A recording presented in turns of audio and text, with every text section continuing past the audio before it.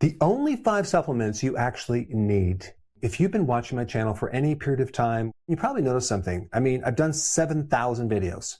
And in one video, I'll be talking about vitamin D, and the next video, I'll be talking about zinc, and then bile salt, and then potassium, and then sea kelp, and then nutritional yeast, and then purified bile salts, and then apple cider vinegar, and milk thistle, and tutka, and tocotrienols. And so if you're watching a lot of these videos, your head's probably spinning because I'm talking about so many different supplements. And some people might be like me, the human guinea pig, that wants to test certain things out and take additional supplements. And then before you know it, you're taking a lot of supplements. And so in this video, I'm going to just take a step back and I'm going to talk about foundational supplements. I'm not going to talk about situational supplements, okay, in this video, but I am going to talk about what is unnecessary for most people with supplements. I want to just reset and just give you some really basic things on what most people need.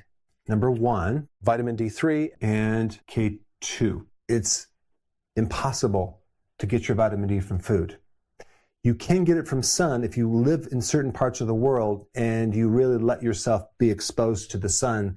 A lot of people don't do that. In modern society, we just don't get enough sun. And if you have darker skin, you're not going to get enough vitamin D from just a little bit of sun. If you live in the north, that's going to restrict you. If you're overweight or have insulin resistance or you're pre-diabetic or a diabetic, you're going to be low in vitamin D. The RDA, the bare minimum you would need just to barely get by. They're not based on creating a therapeutic effect if you're trying to correct something. And there's been a tremendous amount of research since they developed the RDA for vitamin D. It's completely ridiculous to take 600 to 800 IUs of vitamin D3. You're never going to get your blood levels to the place where you need to have them. You really want your levels at the very minimum 50 to even 80. And if you're trying to prevent or correct something, maybe a little bit higher. I keep mine between 90 and a little over 100. Why do I do that? Because I have a lot of inflammation. I have a lot of arthritis, and I have to keep my levels a little higher to keep that inflammation down because vitamin D is one of the most potent anti-inflammatories. Vitamin D is one of the best things to bring up your mood. It's good for cognitive function. It's good for lower back pain, bone density, and also to decrease your risk of cancer. The amount of vitamin D that I would recommend on a daily basis just to maintain things is 10,000 IU. Again, you might say, wow, that's a lot. No, it's not. It's like probably 20 minutes in the summer sun. Now, vitamin D without other things can be a problem because vitamin D is going to raise the calcium in the blood. So you do need a vitamin D with K2. Vitamin K2 prevents the calcium from building up in soft tissue. So if you're taking 10,000 IU of vitamin D3, I would recommend the ratio of 100 micrograms of vitamin K2. Number 2, magnesium. If vitamin D is the most important vitamin, magnesium is the most important mineral. And magnesium is super important in allowing vitamin D to work. It's super important in making ATP, that's energy. It's super important in regulating calcium. If you have too much calcium and not enough magnesium, you're going to get a tight muscle. You're going to get a cramp or a Charlie horse. Magnesium prevents that. Magnesium helps increase something called GABA. It helps you calm down. That's why it's good for sleep. The one that I would recommend mostly is magnesium glycinate. The absorption on magnesium glycinate is 80%. If you take magnesium oxide, you're only going to absorb 3 to 4%. There are other forms of magnesium that work, but if you're taking magnesium citrate or magnesium oxide, it tends to have a laxative effect. The RDA for magnesium is roughly between 380 and 420 milligrams. Again, those were established to prevent seizures or severe issues.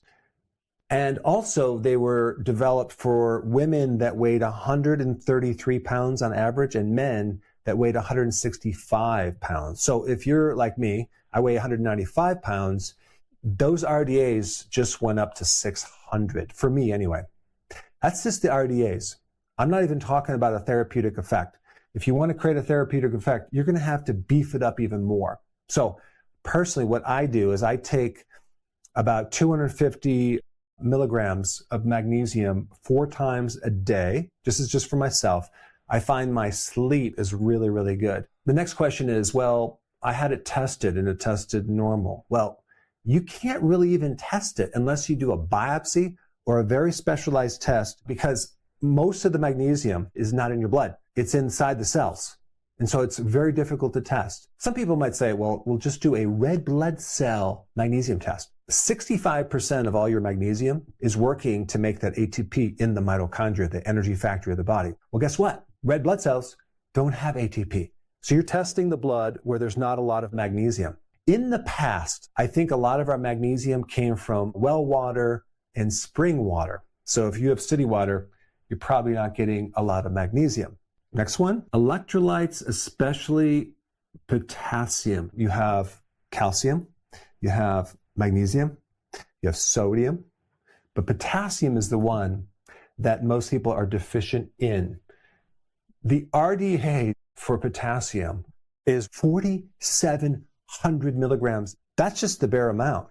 And most people are not even getting half of that. If the RDAs are 4,700, think about how much a therapeutic dosage would really need to be to correct different things. So what types of things could you correct if you had enough potassium? Definitely blood sugar issues and definitely blood pressure problems as well. Potassium is one of the best things to help push fluid out. It balances out sodium problems. I found for me, if I don't get enough potassium, I don't have near as much energy as I should. When I work out, I don't have that endurance. But when I have enough potassium, I can keep going. I have a lot more energy. And without potassium, the heart tends to labor and it will pound harder than it should. If you are an athlete, if you exercise a lot, the demand for potassium goes up. Why? Because you need that potassium to generate electrical impulses for your muscles. If you're getting an electrolyte with high potassium, make sure you get one that does not have maltodextrin, which is just a cheap filler. Also, if you're going on a low-carb diet and you get what's called keto fatigue, it's really an electrolyte deficiency. This is why I recommend if you're doing prolonged fasting or if you're doing the ketogenic diet, definitely electrolytes with potassium are necessary. Next one is omega-3 fish oil or cod liver oil. Why do we need omega-3? And that includes something called EPA and DHA, mainly because the amount of seed oils that people consume. And that gives us way too much omega-6 fatty acids, which is pro-inflammatory. If you take a look at the ratios of normally what you should have, it should be like 2-to-1 or 1-to-1 as far as 6-to-3.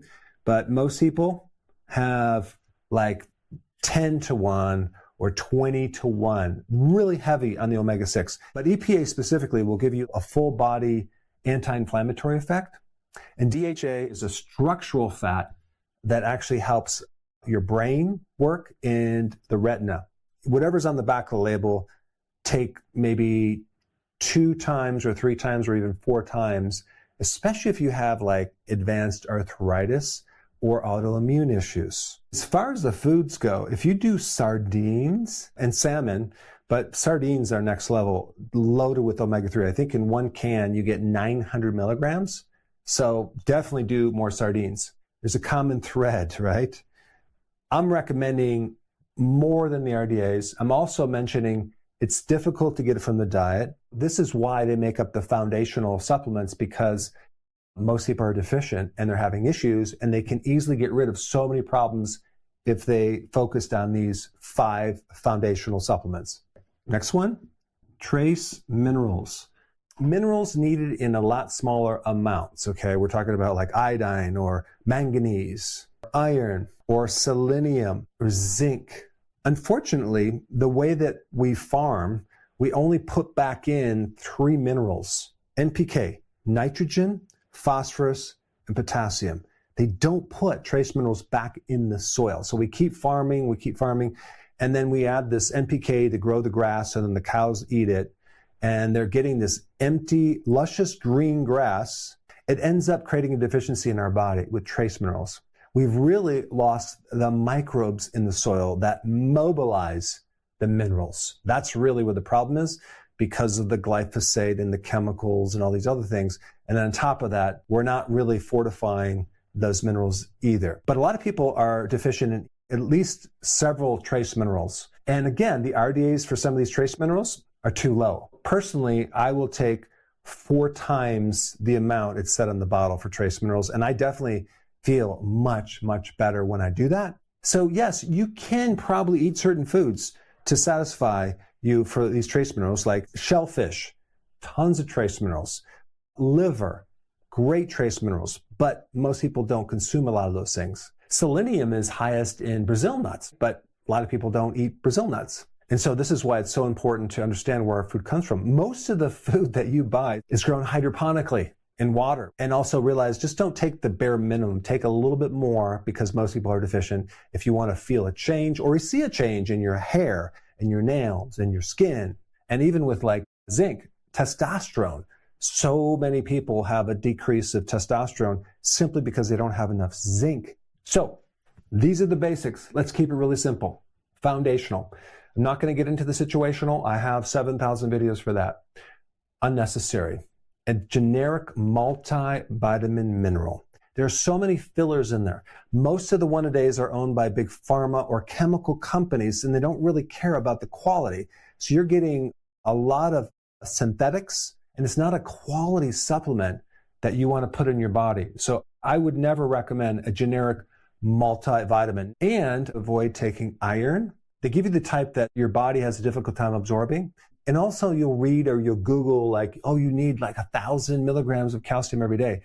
That's one that you don't want to do, because there's studies that show that it increases risk of heart attacks, especially in women that are postmenopausal, because you're taking this calcium carbonate, and without the magnesium, it can go into the cells and create a lot of problems. And one protective trace mineral that can help you against too much iron is copper, okay?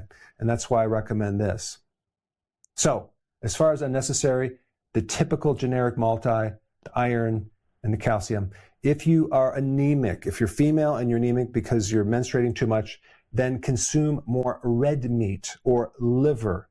Get your iron from food, and also get your calcium from dairy. Raw milk cheese is great. Yogurt or kefir. All right, I hope we cleared up some confusion on this topic. In this next video, I talk a lot more about this really important nutrient, potassium. I highly recommend you get the full understanding of potassium in this video right here. Check it out.